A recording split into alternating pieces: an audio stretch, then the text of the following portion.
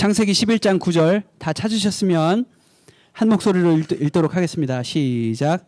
그러므로 그 이름을 바벨이라 하니 이는 여호와께서 거기서 온 땅의 언어를 혼잡케 하셨음이라.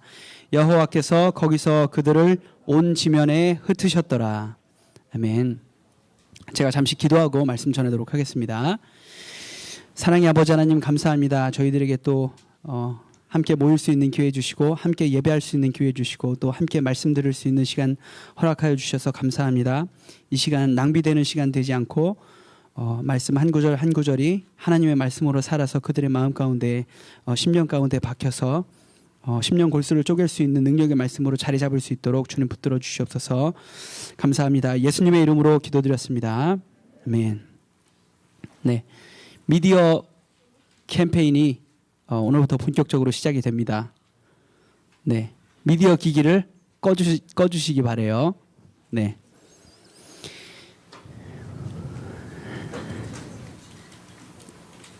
네, 새 학기가 이제 시작하고 난 다음에 지난주에는 이제 오중성 목사님께서 설교해 주셨는데 그 전까지 3주 동안에 창세기를 공부해왔고 앞으로도 당분간은 창세기를 공부하게 될 것입니다. 그래서 가장 첫 주에 창조에 대해서 배웠고 그 다음 주에 타락에 대해서 배웠고요. 그 다음에 지지난 주에 대홍수 사건과 노아의 방주에 대해서 배웠고 이제 네 번째 시간으로 오늘은 바벨탑에 대해서 배우는 시간을 가지려고 합니다. 오늘 바벨탑 사건에 대해서 다른 제목을 붙여본다면 또다시 타락하는 인류라고 붙일 수 있지 않을까 생각을 해봤어요. 하나님께서 사람에게 에덴 동산을 선물해 주신 지 얼마 되지 않아서 선악과 사건으로 사람은 타락했고 쫓겨나서 한 세대도 지나기 전에 가인이 아벨을 죽이는 사건이 일어났고 그 다음에 많은 시간이 지나기 전에 온 인류가 타락해서 하나님께서 이제 대홍수로 노아의 가족을 제외한 전 인류를 심판하시는 비참한 결과를 가져왔습니다. 이 정도면 이제 사람들이 정신을 차릴 법도 한데 사람들은 오랜 시간이 걸리지 않아 또다시 타락의 길을 걷는데 그것이 바로 오늘 배울 바벨탑 사건입니다. 미디어 기기들을 다 끄셨나요? 네. 네. 창세기 11장 1절부터 4절까지를 함께 읽어보도록 하겠습니다.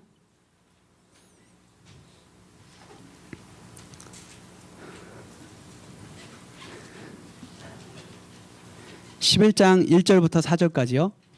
가능할까요? 죄송합니다. 제가 파일을 안 드렸는데요. 생각해보니까.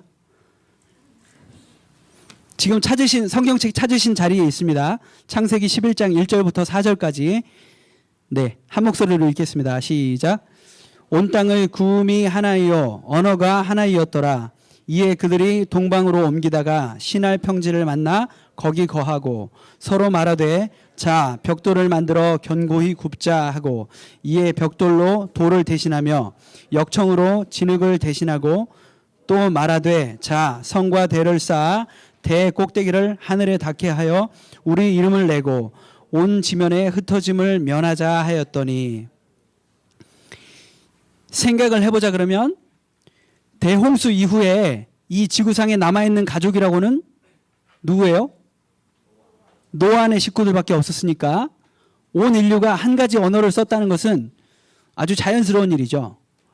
사람들이 함께 살면서 이제 동쪽으로 옮겨가면서 살다가 시날 평지라는 좋은 평지를 만나서 거기서 정착하고 성과 대를 쌓았다고 되어 있는데 이게 바로 오늘날 우리가 말하는 바벨탑입니다.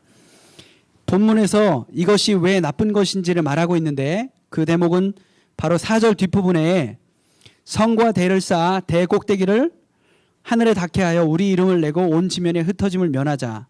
이 부분이 특별히 하나님께서 기뻐하지 않으셨던 부분이에요. 이후에 하나님께서 사람들이 바벨탑을 쌓는 것을 보시고 사람들의 언어를 혼잡케 하셔서 사람들이 흩으셨죠. 다시 죄송합니다. 하나님께서 사람들이 바벨탑 쌓는 것을 보시고 사람들의 언어를 혼잡케 하셔서 사람들이 흩어지게 됐어요. 그러니까 갖가지 언어를 사용하게 하셔서 이제 사람들이 흩어지게 된 거죠. 사람들은 그 4절 뒷구절에 보면은 온 지면에 흩어짐을 면하자 했는데 하나님께서는 온 지면에 흩으셨어요. 창세기 11장 그 뒷부분 5절부터 9절까지를 함께 읽도록 하겠습니다.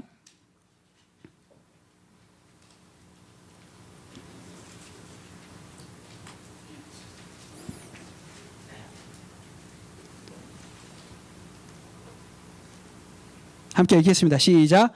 여호와께서 인생들의 쌓는 성과 대를 보시려고 강림하셨더라. 여호와께서 가라사대 이 무리가 한 족속이요 언어도 하나이므로 이같이 시작하였으니 이후로는 그 경영하는 일을 금지할 수 없으리로다.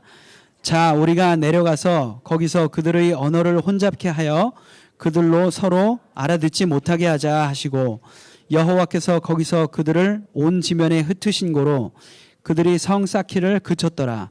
그러므로 그 이름을 바벨이라 하니 이는 여호와께서 거기서 온 땅의 언어를 혼잡케 하셨음이라. 여호와께서 거기서 그들을 온 지면에 흩으셨더라. 네, 여기서 하나님께서 자기 자신을 가리쳐서 우리라고 표현하는 거는 제가 전에 설명드린 적이 있는데 히브리 사람들이 이제 어떤 장엄하고 놀라운 것들을 표현할 때 어떤 신적인 존재를 표현할 때 단수로 쓰지 않고 복수로 쓰는 습관이 있었기 때문에 이걸 우리라고 번역을 하게 된 것에 이른 것이지 한 분이신 하나님을 왜곡하는 사건은 아니라는 것을 알아두시기 바랍니다. 여기서 이 바벨탑 사건에서 우리는 좀 이상한 점을 발견할 수 있는데요. 우리는 보통 함께 모이고 공동체를 이루고 단합하고 하나 되고 이런 것을 선하다고 생각하고 그다음에 흩어지고 나뉘고 분열하는 것을 악하다고 생각하죠. 사실 성경도 이런 관점을 견지하고 있어요. 실제로. 그런데 유독 이 바벨탑 사건에서는 모여있고 흩어지지 않으려고 했기 때문에 하나님께서 기뻐하지 않으셨던 사건이라는 거예요. 하나님께서 이것을 기뻐하지 않으셨던 것은 먼저는 이것이 하나님께서 인류를 창조하시면서 주신 명령하고 부딪히기 때문이에요. 생육하고 번성하여 땅에 충만하라는 명령과 맞지 않는 것이기 때문이죠. 개척정신을 가지고 하나님께서 명령하신 대로 남은 곳을 정복하고 확장해 나아가야 되는데 그렇지 않고 그렇게 나아가려고 하지 않았기 때문이라는 거예요. 그렇다면 여기서 나올 수 있는 질문이 그럼 도대체 어느 장단에 춤을 춰야 되는가? 그러면 흩어지라는 것인가 아니면 흩어지지 말라는 것인가? 이 질문은 둘 다 예스가 정답이라는 거예요. 예를 들어서 교회가 세워지는 것으로 생각해 보자면 개 교회 하나하나들은 그 교회 나름대로 단합이 되고 하나가 되고 흩어지지 말고 분열하지 말아야 하는 것이지만은 그러나 동시에 이 세상에 이 온 세상에 한 개의 교회만 세워져서는 안 되는 것이죠. 하나의 그 영적인 큰 교회를 말하는 것이 아닙니다. 로컬 철치들이 곳곳에 세워져야 된다는 것이 맞는 것이죠. 이런 의미에서 보자 그러면은 교회는 더 많이 흩어지고 퍼져나가야 된다는 거예요. 서로 단합하는 것과 그 단합된 공동체들이 더 개척정신을 가지고 온 세상에 퍼져나가야 하는 것이 동시에 균형 있게 이루어져야 한다는 거예요. 이 개척정신에 대해서 이제 좀 더 묵상을 해보자 그러면 그 자기 지금 있는 자리에 이제 안주하지 않으려는 자세를 하나님께서는 굉장히 중요하게 생각하세요. 달란트 비유와 문화의 비유 다 아시는지 모르겠어요. 거기서 악하고 게으른 종이라고 혼나면서 쫓겨나는 종들이 있어요. 거기서는 다른 종들은 다들 주인에게서 그 받은 돈을 가지고 자기 능력을 10분 활용하면서 안 되는 머리 써가면서 장사도 해보고 하다가 번 돈을 주인 앞에 가져왔을 때 주인이 뭐라고 하냐면 잘하였도다 착하고 충성된 종아 이런 칭찬을 들었지만은 적어도 손해는 보지 않을 것 아니냐고 주인이 준 돈을 땅에 묻어뒀다가 보자기에 숨겨놨다가 그냥 그대로 주인에게 돌려준 종들은 이 악하고 게으른 종아 혼나면서 쫓겨났어요. 내 수중에 들어온 돈 안 까먹고 그냥 그 돈만 유지하고 있으려고 했다는 거죠. 개척 정신도 없는 악하고 게으른 종이라고 혼내셨어요. 쫓겨내고. 그냥 우리가 이제 평상시처럼 잘 돼간다고 평상시처럼 고민 한번 하지 않고 제자리 걸음하고 있는 상황을 방치해 두는 것은 하나님 앞에서 악하고 게으른 것이라는 거예요. 다시 말해서 개척 정신을 가지지 않는 것이 그냥 게으른 것일 수 있다는 거예요. 그 자리에 있는 것이. 발전을 모색하지 않는 것은 게으른 것이라는 거예요. 또한 그 개척 정신과 아울러서 또 생각해 볼 수 있는 것이 흩으심에 관한 역사인데요. 지금 이스라엘 백성들이 흩어진 것을 그 전 세계로 디아스포라로 흩어졌다 그러죠. 그런 역사들을 포함해서 하나님께서 흩으심을 통해서 이 하나님의 나라를 확장해 나가는 장면들을 많이 볼 수가 있다는 거예요. 그런데 그 대표적인 예를 뭐로 들고 있냐면 사도행전에 바울과 바나바가 심하게 싸운 사건이 나와요.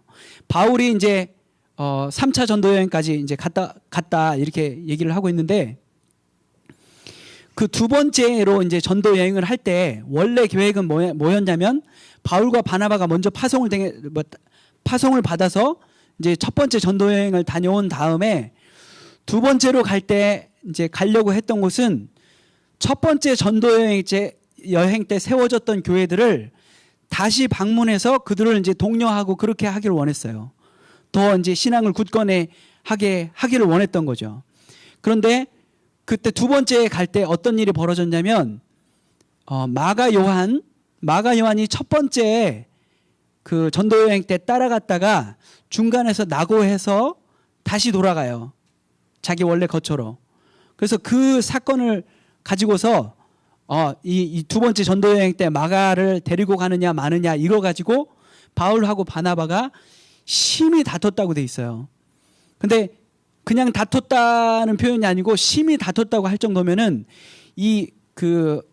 어느 정도 이게 감정적이라고 할 수 있는 이스라엘 민족성 그 아랍 사람들의 그 성정을 생각을 해볼 때 그냥 보통 이 싸운 게 아니고 이 주먹이 오가기 직전까지 하여튼 굉장히 심하게 싸웠다는 거예요. 우리가 진짜 상상을 뛰어넘을 정도로 어떻게 저 두 목사님이 저렇게 싸울 수 있는가 이렇게 생각할 수 있을 정도로 그렇게 심하게 싸워서 결국에는 어떻게 되냐면 그러니까 처음에는 이제 바울은 마가를 데리고 가지 말자. 중간에 낙오했는데 데리고 가봐야 덕이 안 된다. 우리의 영적인 그런 상태를 더 이렇게 갉아먹을 수 있기 때문에 안 된다. 바나바는 아니다. 그래도 데리고 가야 된다. 그래서 결국에는 어떻게 되냐면 바나바는 마가를 데리고 다른 곳으로 가고 바울은 그때 어떻게 가게 되냐면 자기 이제 그 고향이었던 다소를 기점으로 삼아서 이제 다시 그쪽에서 출발을 하게 되는데요. 원래 가고자 했던 목적지가 있었는데 꿈속에 주의 영이 그쪽으로 가기를 허락하지 않았다고 하면서 꿈속에 이제 마게도냐 사람들이 나와가지고 마게도냐는 그리스 지방이에요.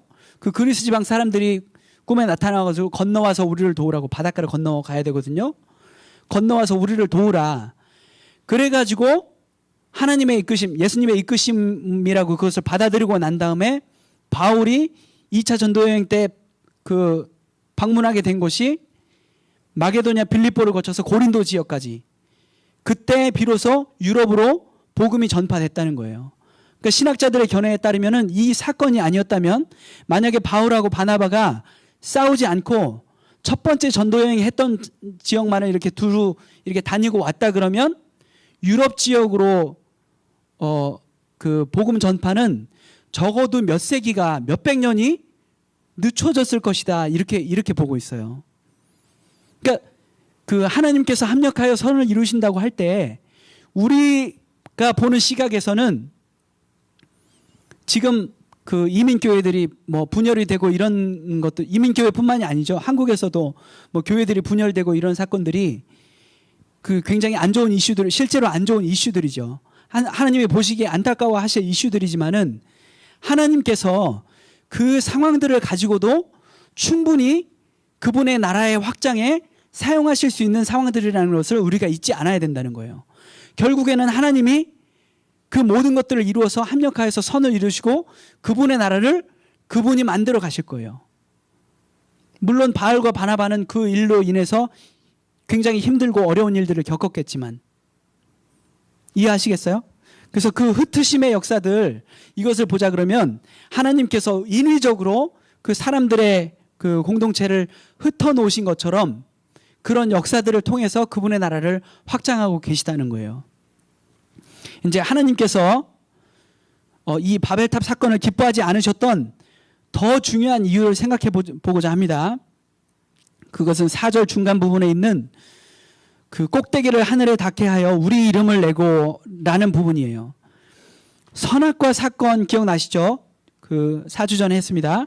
한 달 전에 했기 때문에 기억이 안 나실지 모르지만 선악과 사건에서 가장 큰 죄는 사람들이 하나님 없이 선악을 결정하려 했다는 것, 그 선악의 문제를 그 하나님 없이 스스로 해결을 하려고 했다는 것이 가장 큰 죄악이었다는 것을 제가 설명했던 기억이 있습니다.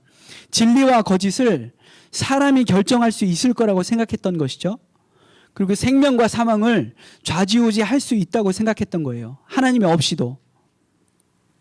마찬가지로 이 바벨탑 사건에서도 똑같이 드러나는 것은 그냥 짧은 생각으로 봐서는 이 홍수를 한번 당했으니까 높은 탑을 쌓아서 멸망을 면하자는 생각이었을 수도 있을 거예요. 거기에 보면은 그 진흙으로 역청으로 진흙을 대신했다.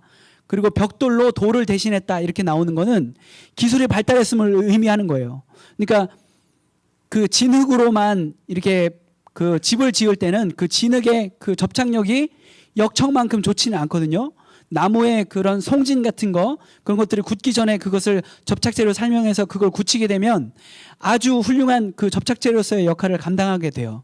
그래서 그런 것들을 사용하게 되고 벽돌을 돌보다도 더 이렇게 형태가 있어서 높은 탑을 쌓기 좋은 그런 벽돌들을 사용하기 시작해서 스스로 이 기술들이 더 발전하고 우리가 더 나은 기술을 가지면 하나님의 심판으로부터 우리가 자유로워질 수 있다. 이렇게 오산했을 수 있다는 거예요. 자기의 기술을 의지해서 그 생명과 사망을 좌지우지할 수 있다고 생각을 했다는 것이죠. 하나님이 없이도. 그런데 여기에서 더 큰 문제는 하나님이 없이 그 심판에서 자신들이 알아서 그 자신들의 생명을 구원할 수 있다고 믿었던 거예요. 그 육체적인 생명뿐만이 아니라 그 영적인 생명까지도. 나아가서 더 심각한 것은 자신들의 이름을 내고자 했다는 거예요. 하나님이 없어도 우리만으로 충분하고 그러니까 이제는 내가 그 위치에 오를 수 있고 나는 신이 될 수 있고 하나님이 없이 우리의 삶을 영위해 나갈 수 있다고 생각했다는 거죠. 그게 죄악이라는 거예요. 하나님의 영광을 드러내라고 하나님의 형상을 주셔서 지으신 사람들이 하나님의 이름을 내지 않고 자기 이름을 내려고 했다는 거죠. 나아가서는 그게 꼭 그 하나님의 심판으로서 어떤 해악이 주어지지 않더라도 자기들에게 얼마나 그게 큰 해악이었는지를 몰랐다는 것이 바벨탑 사건의 가장 큰 죄악이었다는 거예요. 우리가 지금 그 동성애 문제나 이런 것들 우리들이 생각해서 선과 악을 결정하고 그러는 것들이 좋아 보이지만 거기에 숨어있는 해악들이나 그런 것들을 폐해들을 우리가 다 이해하지 못하고 있기 때문이지 실제로는 거기에 숨겨져 있는 하나님께서 원치 않는 우리의 고통들, 그것들로 인해서 나오는 고통들, 그런 죄악들로 인해서 나오는 고통들을 생각을 해본다면은 하나님의 심판이 견디기가 더 쉬울 거예요. 오히려. 무슨 말씀인지 이해하시겠어요? 실제로 하나님께서 그런 되게 스트릭트해 보이는 명령들을 우리한테 주고 계신 것은 우리의 자유를 앗아가고자 함이 아니라 우리에게 더 나은 삶, 더 좋은 삶을 영위할 수 있도록 해주시기 위해서 그런 명령들을 주셨다는 거예요. 이제 말씀을 마무리하면서 도전하고 싶은 것은 우리도 이 바벨탑 사건을 저지른 사람들과 다를 바 없는 존재라는 것을 기억하자는 거예요. 아담과 하와가 에덴 동산이 창설된 지 얼마 안 돼서 선악과를 따먹었다고 했습니다. 그리고 에덴 동산에서 쫓겨나서 한 세대도 지나기 전에 그 아담과 하와의 아들 그 가인과 아벨 사건 아시죠? 가인이 아벨을 죽였고 그 다음에 얼마 지나지 않아서 노아의 가족을 제외한 그 수많은 인류가 전부 다 타락해서 대홍수로 심판을 받았어요. 그러고 나서 이 바벨탑 사건까지도 그리 오랜 시간이 걸리지 않았어요. 그 족보를 보면 불과 몇 세대 지나지 않았어요. 더 놀라운 것은 그 대홍수의 심판 이후부터 대홍수부터 그 바벨탑 사건이 일어나기까지도 얼마 오랜 시간이 지나지 않았지만 그 사이에도 이미 타락이 벌써 시작이 되고 있었다는 거예요. 구체적인 타락이. 그 장본인이 또 더 놀랍게도 그때 당시 의인이라고 칭송을 받았던 노아였다는 거예요. 여러분도 이제 분만 공부에 들어가면은 이 내용에 대해서 배우시게 될 거예요. 노아가 그 방주에서 나오자마자 어떤 죄악들을 저지르고 어떤 실수들을 하게 되었는지, 그로 인해서 끼치는 해악들이 어떻게 생겼는지, 함이 어떻게 저주를 받았고 어떤 결과들을 나오게 되었는지, 그것들을 배우게 될 거예요. 물론 아들 함에게도 큰 잘못이 있기는 했지만요. 여기서 알 수 있는 사실은 어떤 사람이 착하고 어떤 사람이 악하고, 나는 착하고 지금 감옥 속에 들어가 있는 대부분의 사람들은 나쁜 사람들이라고 생각하고 싶지만, 지금 이 세대의 역사를 볼 뿐만 아니라 이 인류 초기의 역사를 생각해 볼 때 모든 사람은 타락한다는 결론밖에는 내릴 수가 없다는 거죠. 그 타락하는 사람들 중에는 우리가 또 포함이 되어 있다는 사실이에요. 사랑하는 여러분, 우리도 똑같이 타락하는 존재이고 죄인이에요. 타락하기 전이라 해도, 타락하지 않는다고 하더라도 우리는 하나님 없이 살 수 없는 존재들이지만은 우리는 타락하는 존재들이기 때문에 더더욱 우리가 하나님이 없이는 살 수 없는 존재들임을 깨달으시는 지혜로운 여러분 되길 바랍니다. 하나님 없는 곳에는 죄로 가득하게 되어 있어요. 그리고 그곳에는 자연스럽게 죄의 삭은 사망인 것처럼 사망으로 가득하게 되어 있습니다. 늘 하나님 의지함으로 하나님께 꼭 붙어서 생명 가운데 살아가는 저와 여러분이 되었으면 좋겠습니다.